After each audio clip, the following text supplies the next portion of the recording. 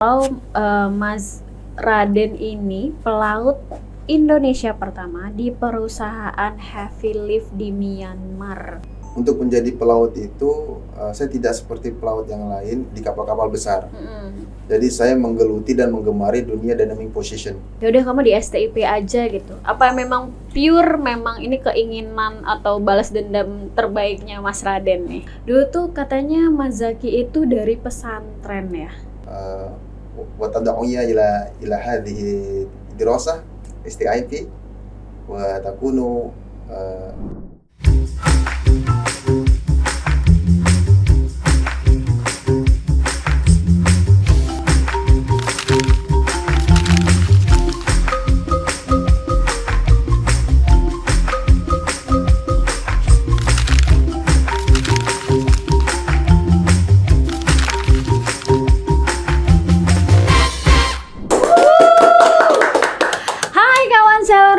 balik lagi di Stipot STIP Podcast Sail to the World. Balik lagi dengan saya Miss Patria yang akan memandu podcast pada episode spesial hari ini. Tapi sebelum kita ke narasumber kita yang istimewa, saya mau kasih tahu dulu kalau podcast ini menggunakan solar panel system dalam bentuk dukungan STIP menjadi green campus yang sustainable. Wow, oke. Tadi saya bilang bintang tamu istimewa. Bukan cari bel, bukan ya. Ini cowok, ganteng, muda, berbakat, apalagi ya. Waduh, saya nggak ngerti lagi kata-kata yang sepadan untuk menggambarkan narasumber kita pada hari ini. Tanpa berlama-lama, kita sambut ini dia Bapak Raden Zaki Dias Wicaksono. Selamat datang Pak Raden. Saya panggilnya Bapak Raden ya Pak. Ya, walaupun muda, masih muda, tapi saya panggilnya Bapak dulu ya. Karena saya ibu-ibu. Mau Bapak atau Mas enakan? Mas boleh. Oh Mas aja. Menolak tua ya. Tapi by the way, dari tadi saya nanya umur nih, jangan-jangan emang semuda itu ya. Coba saya mau tanya, umurnya berapa sih Mas Raden? Sekarang umur saya 30 pas. 30 pas, iya sih ya. Usia mateng nih ya. Dibilang muda enggak, tua enggak, mateng. Jadi pas kalau saya panggilnya Mas Raden aja. Oke, saya mau bacain dulu nih. Mas Raden ini adalah pelaut tentunya. Lalu dia adalah sedang menempuh pendidikan ANT 1 di STIP Indonesia. Wow, ANT 1 berarti ini calon kapten ya Mas? Insyaallah. Kenapa nih? Saya mau tanya dulu kenapa ngambil ANT 1 di STIP? Saya ingin mengambil ANT 1 di STIP karena termotivasi dulu ketika saya mendaftar calon taruna di STIP. Qadarullah belum rezeki dan saya tidak diterima. Oke. Dan saya memutuskan mengambil di salah satu akademi di Semarang. Dan saya bilang sama orang tua saya, sekarang saya tidak keterima di STIP, suatu saat saya akan meneruskan sekolah di STIP. Oh, oke. Dan alhamdulillah. Ini kayaknya bentuk balas dendam yang baik ya, tapi ya. Bentuk balas dendam yang oke, ditolak oleh STIP bertahun-tahun yang lalu. Akhirnya bisa ambil diklat ANT 1 di STIP.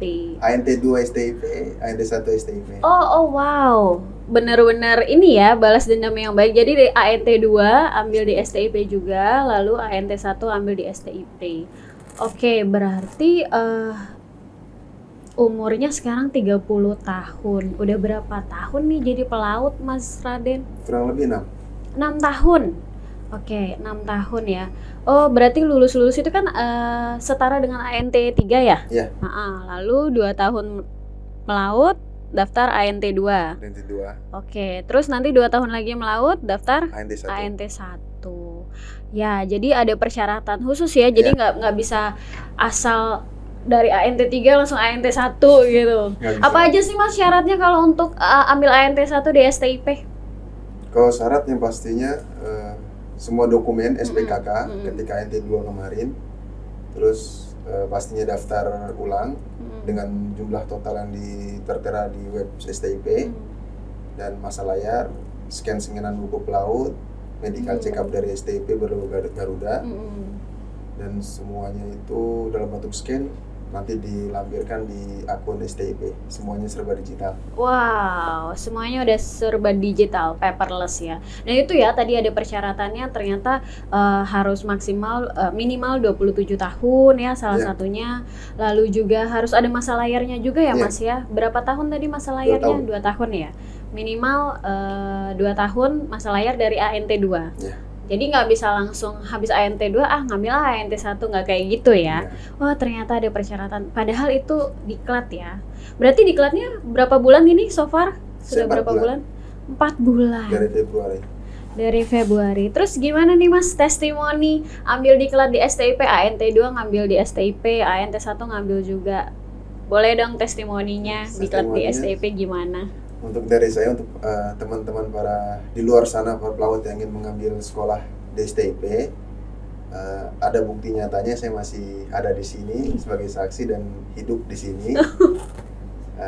Sangat qualified, para pengajarnya, dosennya juga ramah-ramah meskipun kita tidak kenal mereka, tapi mereka sangat welcome dengan kita, termasuk divisinya, kajurnya, karena kami menghadap beliau-beliau dan mereka sangat welcome.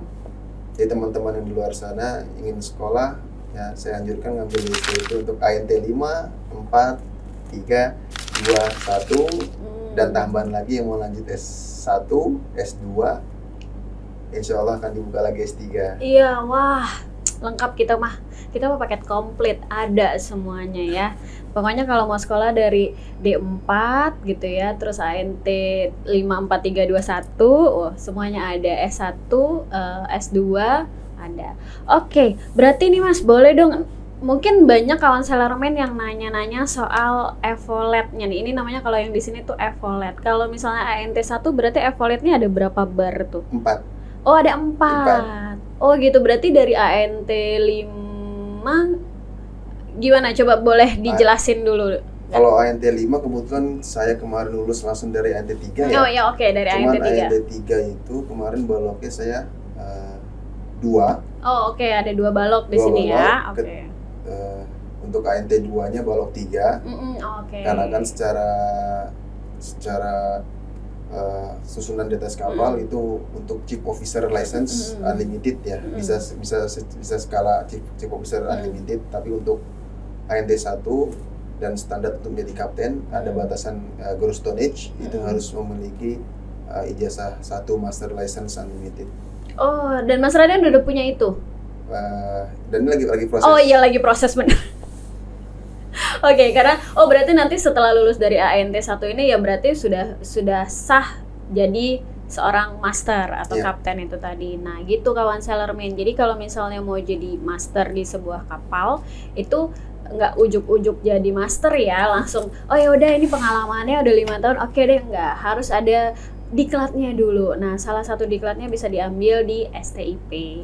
Oke, nah kita tadi udah ngomong karir pelautnya. Nanti kita ngomongin lagi. Tapi saya mau tahu dulu nih, dulu sebelum ngambil akademi pelayaran dan tertarik di dunia maritim, dulu tuh katanya Mas Zaki itu dari pesantren ya. Kok bisa dari pesantren jadi pelaut? Kok kepikiran gitu? Nggak mau jadi ustadz gitu? Atau misalnya mau jadi guru agama, misalnya biasanya kan di ranah-ranah seperti itu, atau misalnya buka agen haji umroh gitu. Kenapa kepikirannya kok jadi pelaut gitu? Jadi dulu itu ketika saya di pesantren, kebetulan almarhum ayah saya adalah pelaut. Sekarang sudah almarhum. Saya memang cita-cita dulu dari kelas 3 SMA. Saya ingin bercita-cita sebagai pelaut. Nggak bisa, saya bilang sama ayah saya. Ayah saya bilang, nanti kamu kalau mau jadi pelaut jangan ambil jurusan teknik, karena kotor-kotoran. Kalau kamu ngambil jurusan nautik itu bersih. Nah, akhirnya ketika saya di akhir masa siswa akhir KMI, dulu saya sekolah santri di salah satu pondok pesantren di Jawa Timur, Darussalam Gontor. 7 tahun dan pengabdian 1 tahun. Kenapa saya 7 tahun? Karena syarat untuk lulus dari Gontor itu setelah 6 tahun dari akademik lulus diwajibkan untuk mengajar. Jadi mengajar entah itu bahasa Arab atau bahasa Inggris. Nah, kenapa saya 7 tahun plus 1 tahun mengabdi? Di pertengahan saya sekolah itu saya pernah nggak naik kelas. Apa? Kok bisa, Mas? Iya, jadi ketika SMP peralihan dari bahasa Indonesia ke bahasa Arab.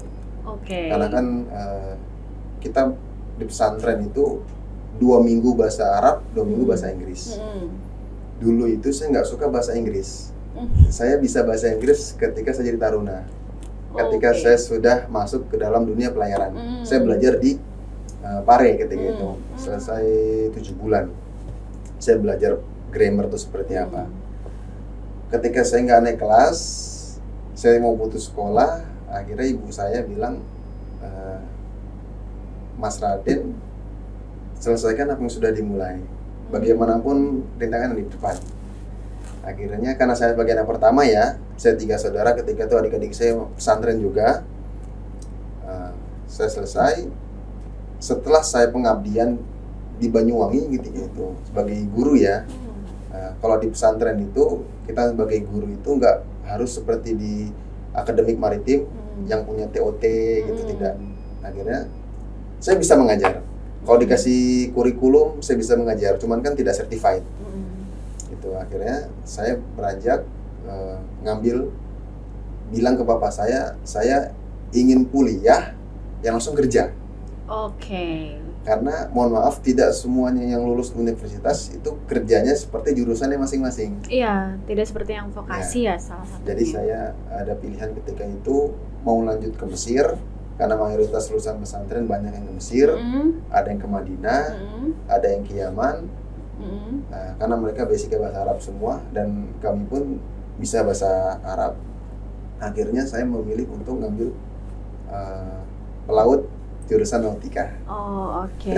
Di saat teman-temannya yang lainnya ke Mesir, ke Arab, ke Yaman, Mas Raden juga sama ke Qatar ya, Mas ya? Yeah. Tapi dari jalur pelaut. Ini out of the box banget nih. Dari pesantren terus jadi pelaut. Tetap sama negara tujuannya sama kayak teman-teman lainnya, tapi jalannya berbeda. Yeah. Oke, boleh diceritain Mas, itu di Qatar kok bisa tiba-tiba sampai Qatar setelah lulus Akademi Maritim? Jadi dulu ketika saya interview, karena alhamdulillah sampai saat ini saya bekerja itu alhamdulillah mungkin rezeki ya. Saya belum pernah mendapatkan salah satu perusahaan yang basicnya agensinya di Indonesia. Oh. Jadi saya belum tidak mengikuti agensi di Indonesia. Jadi langsung by owner. Ketika itu saya selalu nge-apply dari LinkedIn.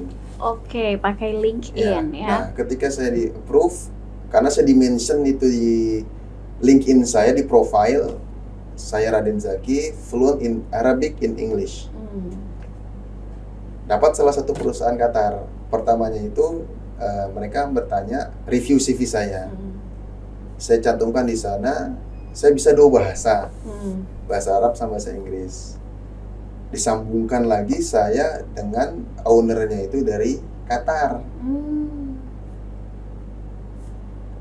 Kita berkomunikasi dengan bahasa Arab. Wah. Ya.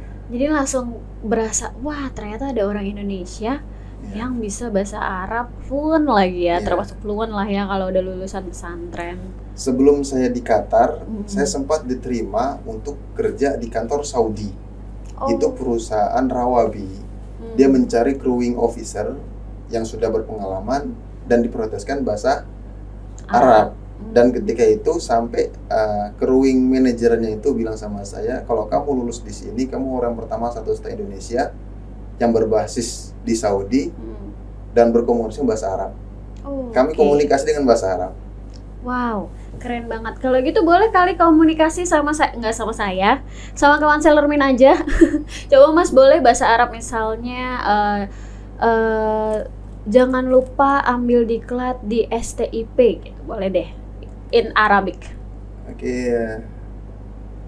Ala kulli jami'i tulab bil kharijin la tansa an tad'u وتدعوية إلى هذه الدراسة STIP وتكون خريجا استقامة نحو على STIP في هذا المكان. Weh, perasaan tadi saya cuma ambil diklat di STIP, kok kayaknya panjang banget ya. Oke, apa tuh artinya tuh?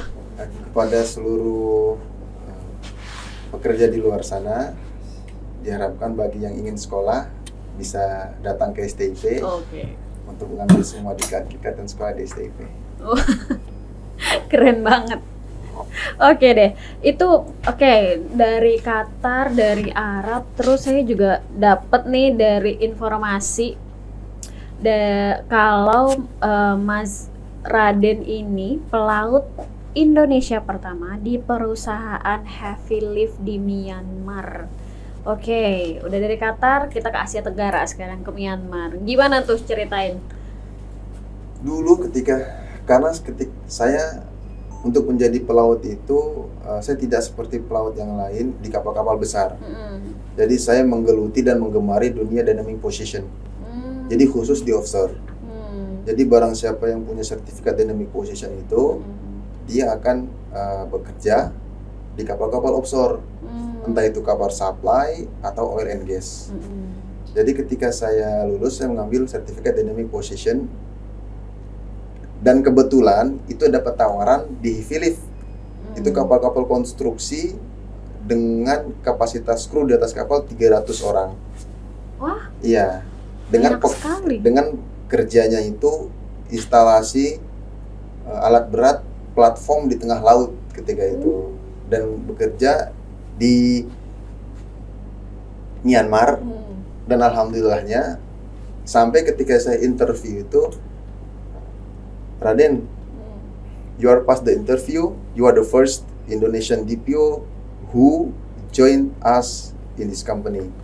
So during last time, the first time, and the first Indonesian seafarer dynamic position operator join in this heavy lift. Karena kapal tersebut punya BUMN Cina dan belum ada sebagai DPO yang dari Indonesia di situ. Karena akhirnya orang Cina itu apresiasi saya ingin kamu berkelanjutan.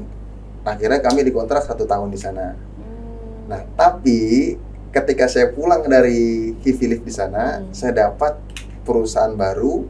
Sekarang saya berkarir sebagai senior dynamic position di salah satu perusahaan oil and gas drilling. Oh, oke. Berarti sekarang masih tapi di beda company, beda perusahaan. Beda company tapi dan beda tipe kapal. Oh, dan beda tipe kapal. Offshore juga ini? Offshore, jatuhnya? karena di Heavy Lift 3 bulan on, 14 hari off. Oh, liburnya lebih sedikit ya? Lebih sedikit. Kalau di oil and gas itu 28 hari on, 28 hari off. Oh, wah enak banget. Jadi 50-50 banget gitu ya. Jadi 28 hari bekerja full, berarti nggak ada libur ya Mas ya? Full. Nggak kayak kita kan Senin sampai Jumat, nanti Sabtu Minggu libur. Nggak, kalau itu 28 hari full bekerja lah, tapi 28 hari full libur. Dan kerjanya pun itu 12 jam. Hah? 12 jam? Ya, jadi misalnya saya jaga jam 6 sampai jam 6 pagi, 6 sore. Itu full, tidak seperti kapal yang pada umumnya 4 jam. 4 jam, biasa. Kami 6 jam sampai jam 6 sore, sampai jam 6 pagi sampai jam 6 sore. Nanti istirahatnya 6 sore sampai jam 6 pagi. Oke. Wow, 12 jam. Gimana tuh cara maintain energinya tuh? Kan itu pasti dalam 12 jam nggak mungkin diem aja dong. Pasti ada banyak hal yang dikerjakan. Apa perbedaannya di offshore dengan di kapal-kapal di tengah laut? Jadi kita bicara perbedaan antara offshore dan kapal-kapal niaga ya. Kalau kapal-kapal niaga kan seperti bawa muatan dari satu negara ke negara lain. Betul. Kalau di offshore itu kita hanya interfield. Jadi hanya di lingkup situ. Misal di Qatar, kita di Qatar saja. Jadi, tapi di atas kapal itu? Di atas kapal. Nah, terkadang kita selama 3 bulan, itu 3 bulan di tengah laut saja. Nanti makanan disuplai dari kapal-kapal lainnya untuk menyuplai makanan. Karena karena kapal saya berbasis dynamic position ya, jadi kita menggunakan sistem keeping station. Jadi tidak ke kapal, tidak ke darat, dan tidak pergi kemana-mana. Jadi selama 28 hari tidak boleh ke darat, Ya. hanya ada di atas kapal itu tadi. Wow, tapi ternyata bisa ya. Wah, ternyata dunia maritim seluas itu ya. Saya pikir taruna-taruna lulusan Akademi Pelayaran di bawah Kementerian Perhubungan itu hanya terpusat dengan kapal-kapal yang bergerak, kapal-kapal niaga, mengantarkan barang dari seaport A ke seaport B. Ternyata bisa juga di offshore ya? Bisa di offshore banyak. Setahuku juga sepertinya di STP ada rekrut salah satu perusahaan Posh. Iya, itu betul. kan perusahaan offshore. Iya. Kapal-kapal PSV, Iya. AHTS atau MPSV. Iya, betul. Cuman itu sama juga, dan kapal juga berbasis dynamic position. Cuman karena saya di kapal-kapal konstruksi dan kapal-kapal oil and gas, jadi fokus saya di konstruksi dan oil and gas. Wow, tuh kawan Sailorman. Jadi kalau bagi yang masih ragu-ragu nih mau daftar di STIP salah satunya sebagai sekolah di bawah Kementerian Perhubungan, kalau masih bingung, aduh nggak mau deh kayaknya LDR ya, pisah rumah jauh-jauh. Sebenarnya ini ada solusinya lagi. Kalian bisa bekerja di offshore ya. Tadi ya tergantung sih, memang tergantung perusahaannya masing-masing. Tapi kan ada yang 28 hari kerja, 28 hari libur, ada yang tadi 14 hari libur, dan itu nggak bisa jadi solusi kalau yang nggak mau jauh dari keluarga lama-lama ya Mas ya. Wow, jadi jangan ragu lagi untuk jadi salah satu kadet di STIP, di sekolah di bawah Kementerian Perhubungan. Oke, kita lanjut lagi. Berarti sekarang ngambil ANT 1. Goalsnya apa lagi nih Mas? Setelah lulus ANT 1 di STIP, apakah ada tujuan lain? Goal setelah ngambil ANT 1, saya akan meneruskan jenjang ke S2. S2 di pastinya saya di STIP karena sudah ada ada jurusan vokasi di STIP. Dan jikalau nanti ada S3, saya akan menamatkan pendidikan studi saya di STIP semua. Wow, jadi ya benar-benar ya nggak apa-apa sih ya D4-nya nggak keterima di STIP, tapi begitu setianya beliau terhadap STIP. Apakah ini bentuk dukungan dari keluarga juga Mas? Adakah bentuk dukungan dari istri, keluarga yang lainnya? Apa ya udah kamu di STIP aja gitu? Apa memang pure memang ini keinginan atau balas dendam terbaiknya Mas Raden nih? Enggak, jadi memang kebetulan saya sudah menikah dan istri saya pun menggemari dunia pendidikan, suka nulis, dan sekarang istri saya support system paling pertama yang menyupport saya untuk sekolah terus istri yang pertama, terus yang kedua orang tua. Kalau orang tua selesaikan semuanya sampai selesai. Istri saya motivasikan kalau nanti di atas profesor itu ada sekolah, silahkan sekolah sampai selesai. Istri saya sekarang lagi menyelesaikan studi doktoralnya di UGM, karena S2 di UGM dan S3 di UGM.